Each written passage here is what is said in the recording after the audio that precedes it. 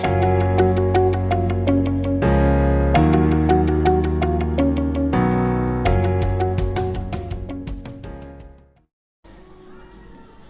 Friends, welcome to GK 2020। आज का यह वीडियो कॉम्पिटिटिव एग्जाम के सबसे महत्वपूर्ण टॉपिक सामान्य विज्ञान पर आधारित है। आज से मैं सामान्य विज्ञान का सीरीज स्टार्ट कर रहा हूं। यह इसका पहला पार्ट है।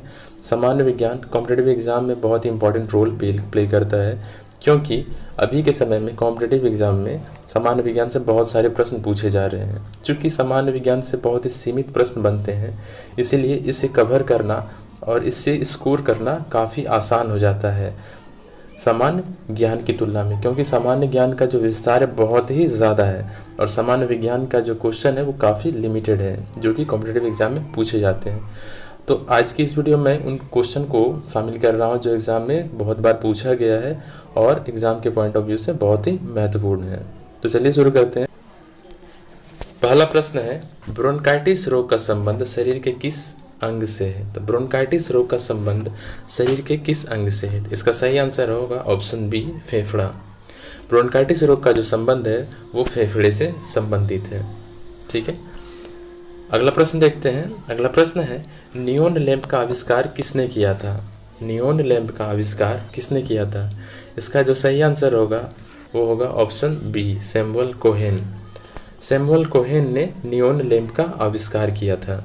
ठीक है, इसके अलावा आपको पता होना चाहिए कि हम्फ्री डेवी ने सेफ्टी लैंप का आविष्कार किया था और वाल्टर हंट ने सेफ्टी पिन का आविष्कार किया था।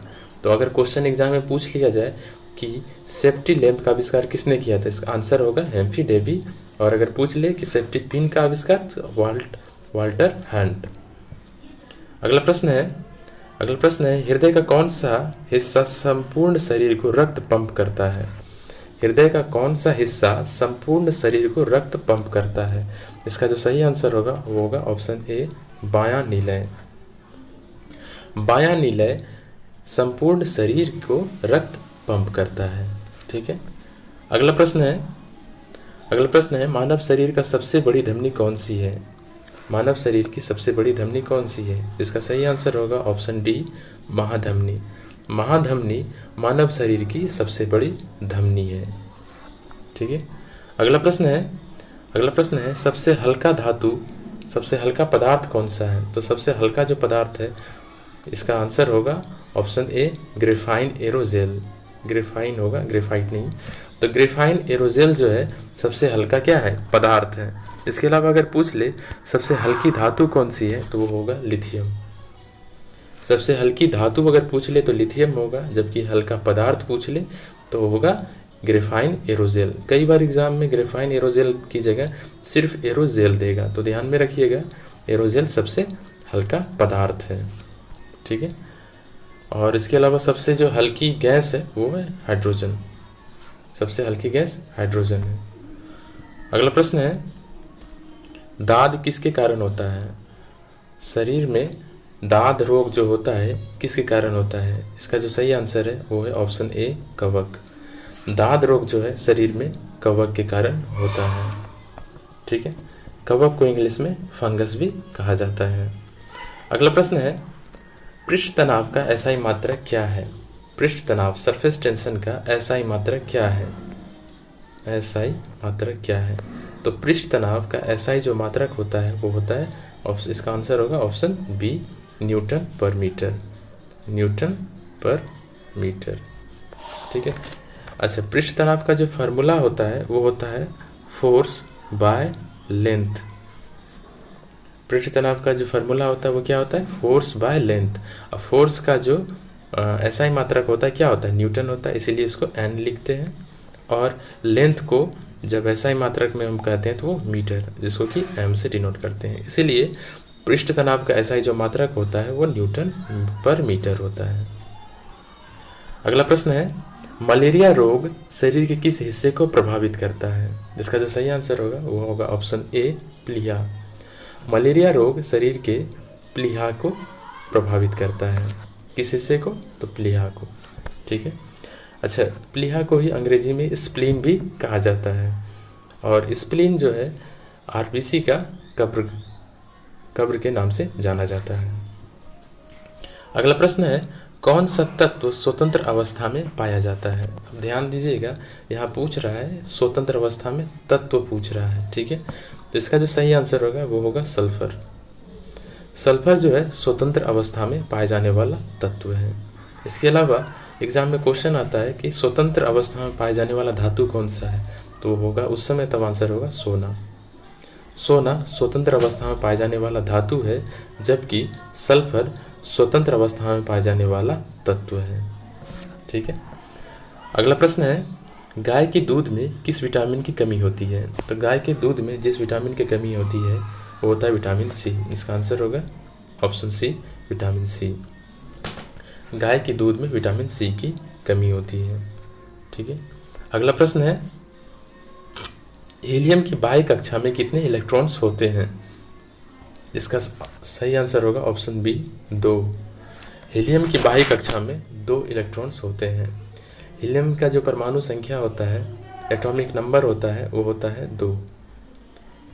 और एटॉमिक नंबर मतलब प्रोटॉनों की संख्या। प्रोटॉनों की संख्या को ही क्या कहते हैं? किसी भी तत्व या धातु जो भी हो उसके प्रोटॉनों की संख्या को ही उसका एटॉमिक नंबर कहते हैं। अगला प्रश्न है, वर्षा उपहार किस फसल की प्रजाति है? तो वर्षा उपहार जिस फसल की प्रजाति है वो है भिंडी। वर्षा उपहार किस फसल की प्रजाति है? तो ऑप्शन होगा सी, भिंडी। अगला प्रश्न है, क्रायोलाइट किस धातु का अयस्क है? क्रायोलाइट किस धातु का अयस्क है? इसका आंसर होगा ऑप्शन बी, एल्युमिनियम।